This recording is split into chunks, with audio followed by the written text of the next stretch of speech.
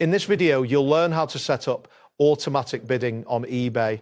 By following these steps, you will be able to place bids without having to monitor the auction constantly.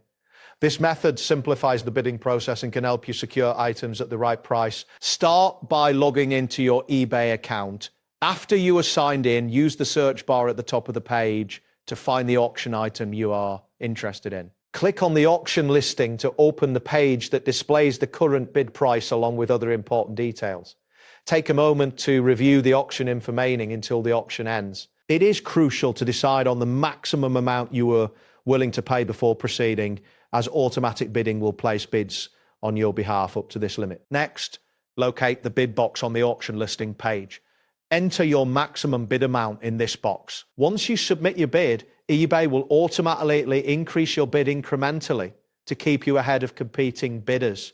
This automatic bidding feature continues until your maximum limit is reached, which means you will not have to actively participate in the auction to secure your item. This system is designed to save you time and effort while increasing your chances of winning the auction. After entering your bid, keep an eye on the auction as it progresses. You'll want to monitor the auction until it concludes to see if you have won the item. If another bidder places a bid that exceeds your maximum amount, you will not win the auction.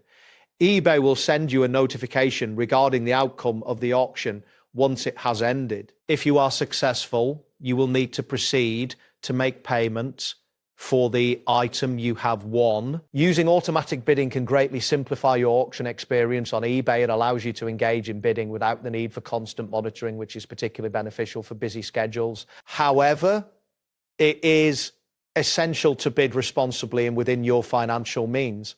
This practice will help you avoid overspending and ensure that you only bid what you are comfortable paying. That wraps up today's guide. Thanks for watching and catch you in the next tutorial.